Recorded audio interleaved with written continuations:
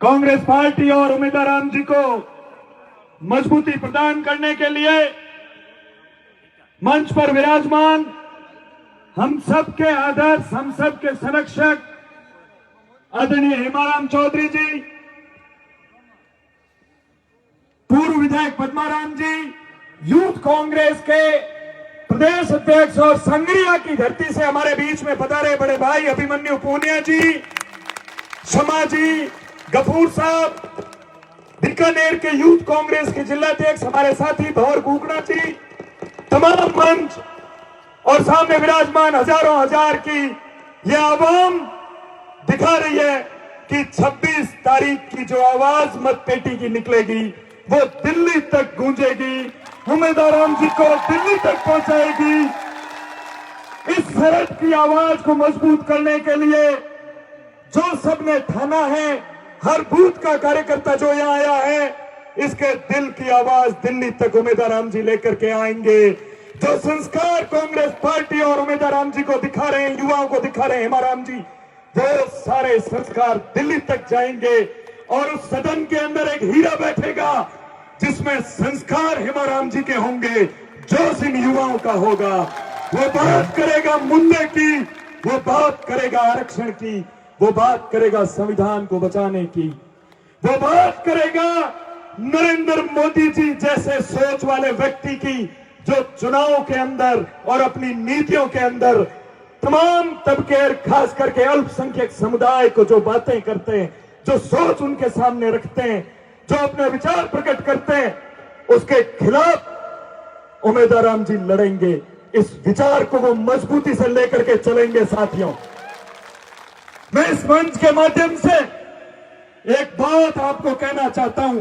अभी भी 2 दिन पड़े चुनाव के अंदर, एक काम करना है आपको। ये जो तीनों उम्मीदवार हैं हमारे, इन तीनों उम्मीदवारों से आपको जहां भी मिले अपने मोबाइल की रिकॉर्डिंग स्टार्ट करके एक बात पूछे कि इस चुनाव के अंदर नरेंद्र मोदी ने जो हमारे को बोला है, खास करके अल्पसंख्यक समुदाय को, क्या क्या शब्द कहे उन्होंने, इस बात का जवाब उनसे पूछना कि आपके विचार क्या है। मैं दावे के साथ कह सकता हूं कि उम्मीदवार राम जी बेनीवाल इस बात के अंदर जो बकवास नरेंद्र मोदी जी ने की है उसके खिलाफ खड़े हैं। लेकिन ये बीजेपी के ए और बी पार्टी, इनका गला सूख जाता है नरेंद्र मोदी के खिलाफ बोलने के अंदर।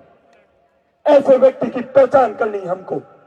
ये जो तीसरा साथी घूम रहे हैं, आज मैं सीयू के गागरिया से आ रहा हूं, यकीन मानिए सीयू की जनता कह रही है 3 महीने पहले हमसे तो गलती हो गई, लेकिन लोकसभा क्षेत्र वालों ये गलती तुम दोबारा मत करना।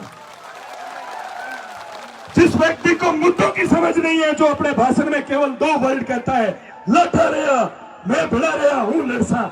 अरे किससे लड़ोगे? मुद्दे क्या है तुम्हारे पास? आरक्षण की बात आई, एक दिन पहले कह रहे थे कि मैं विष्णुइयों के आरक्षण के अंदर साथ में हूं। दूसरे दिन मीडिया ने पूछा कि आप आरक्षण को लेकर के आपके विचार बताइए, वो कह रहा है आरक्षण खत्म हो जाना चाहिए। जिस आदमी को मुद्दों की समझ नहीं है, जिसको विकास की समझ नहीं है, सही बात यह है कि उस आदमी से किसी ने मुद्दों की बात करी नहीं, किसी ने सवाल पूछा ही नहीं।